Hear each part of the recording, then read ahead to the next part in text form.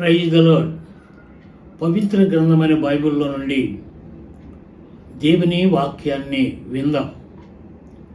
కీర్తన గ్రంథం 10వ కీర్తన 4వ వచనాన్ని చదువుతున్నాను, జాగ్రత్తగా వినండి. దుష్టులు పొగరెక్కి యెహోవా విచారణ చేయడనుకొందురు, దేవుడు లేడని వారెల్లప్పుడూ యోచించుదురు. వారెల్లప్పుడూ భయం మానుకొని ప్రవర్తింతురు. విన్నారు కదూ, ఈ లేఖనముల నుండి దేవుడు మనకు అవసరమైన సంగతులు మనతో మాట్లాడుతూ ఉండగా జాగ్రత్తగా విందాం, మన హృదయంలో భద్రపరుచుకుందాం. దేవుడు లేడని వారెల్లప్పుడూ యోచించెదరు. గ్రహిస్తూ ఉన్నారా? ఈరోజు అనేకులు దేవుడు లేడన్నట్టుగానే బ్రతుకుతున్నారు, దైవ భయం కోల్పోతున్నారు. అందుకే అంటాడు, దుష్టులు పొగరెక్కి యెహోవా విచారణ చేయడం అనుకుంది. దేవుడు చూడలేదులే, దేవుడు ఎక్కడ ఉన్నాడులే అని ప్రజలు విస్తారముగా బరి తెగి చెడ్డ పనులు చేస్తున్నారు. నేటి దినాల్లో మనం చూస్తూ ఉన్నాంగా, నేరాలు ఘోరాలు ఎక్కువగా జరుగుతున్నాయి. మానభంగములు హత్యలు విపరీతంగా జరుగుతున్నాయి. కారణం ఏమిటి? ప్రజలు దేవుడు లేడు, చూడటం లేదు అని వాళ్ళు పొగరెక్కి ఇష్టానుసారంగా బరితెగి జీవిస్తూ ఉన్నారు. సోదరి సోదరుడా, దేవుడు ఉన్నాడు, దేవుడు చూస్తూ ఉన్నాడు. ప్రతి మనిషి ఏం చేస్తూ ఉన్నాడో దేవుడు చూస్తూ ఉన్నాడు. చాలామంది అనేది ఏమిటంటే, దేవుడు ఉంటే ఈ ఘోరాలు నేరాలు చూస్తూ ఎందుకు ఉండాలి అనుకుంటున్నారు. మనుష్యులు చేసే ప్రతి చెడ్డ పనికి, ప్రతి మంచి పనికి ప్రతిఫలం ఇచ్చే రోజు ఒకటి ఉన్నది, తీర్పు తీర్చే రోజు ఒకటి ఉన్నది. మనుష్యులు మరిచిపోతూ ఉన్నారు. వారెల్లప్పుడూ భయము మానుకొని ప్రవర్తిస్తూ ఉన్నారు. దేవుడు లేడలే, ఆయన చూడలేదులే అనుకుంటున్నారు. లేదు లేదు, దేవుడు తీర్పు తీర్చబోతున్నాడు. మనుష్యులు ఒకేసారి పుడతారు, ఒకేసారి మరణిస్తారు.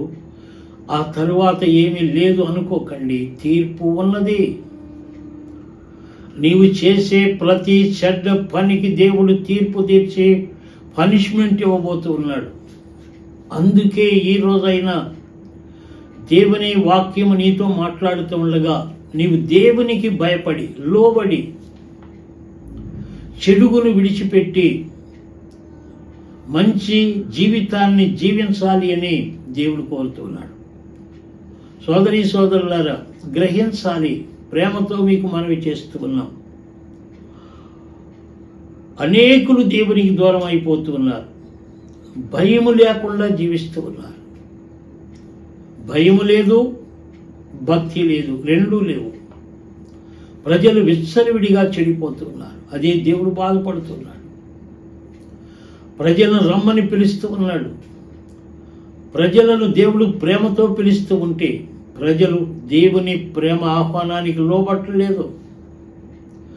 అందుకే దేవుడు తీర్పరిగా రాబోతూ ఉన్నాడు. ప్రతి నీ చెడ్డ పనికి దేవుడు తీర్పు తీరుస్తాడు. అందుకే దేవుడు చూస్తూ ఉన్నాడని భయము కలిగి చెడుగును మానుకొని దుష్టత్వాన్ని విడిచిపెట్టి గర్వ హృదయాన్ని వదిలి ప్రభువుకు దాసులు కావాలి అనేది దేవుడు ప్రేమతో మనవి చేస్తున్న విషయం. ఏమంటారు? మన ఇష్టానుసారంగా జీవించి మనకిష్టమైన పనులన్నీ చేస్తూ నరకానికి పోదామా? లేక దేవుడు ఉన్నాడని భయపడి చెడుగును విడిచిపెట్టి హృదయంలో దేవునికి చోటిచ్చి జీవితాలు బాగు చేసుకుందామా? ఆలోచించమని ఈరోజు పరిశుద్ధాత్ముడు మనతో మాట్లాడుతున్నాడు, నొక్కి చెబుతూ ఉన్నాడు. ఈ విషయాన్ని గ్రహించాలి. మనుష్యుల్లో ఉన్న పొగరు దేవుడు అణసపోతున్నాడు. ఆ దినం రాబోతుంది. పొగరెక్కి దుర్మార్గతకు, దుష్టత్వానికి లోనైపోతూ ఉన్నారు. చెడిపోతూ ఉన్నారు, పాడైపోతూ ఉన్నారు. చెడిపోతూ ఉన్న ఈ లోకాన్ని బాగు చేయటానికి ప్రభు రమ్మని పిలుస్తున్నాడు. ఆయన నిన్ను మతంలోనికి రమ్మంటున్నా, నిన్ను బాగు చేస్తాను రమ్మంటూ ఉన్నాడు. నిన్ను పవిత్రపరుస్తాను రమ్మంటూ ఉన్నాడు. ఏమంటావు ఈరోజు? ఒక్కసారి నీ జీవితాన్ని పరీక్షించుకో. ప్రభువుకు భయపడు, దేవునికి భయపడు. అందుకే యేసు ప్రభుని సిలువ వేసినప్పుడు ఇద్దరు దొంగలను సిలువ వేశారు. ఎడమవైపున ఉన్న దొంగ పొగరెక్కి మాట్లాడుతూ ఉంటే, కుడివైపున ఉన్న దొంగ అంటూ ఉన్నాడు, మనకైతే ఈ శిక్ష న్యాయమే అని, ఏ పాపము చేయలేదు అని ఆ ఎడమవైపున ఉన్న దొంగను గద్దించాడు.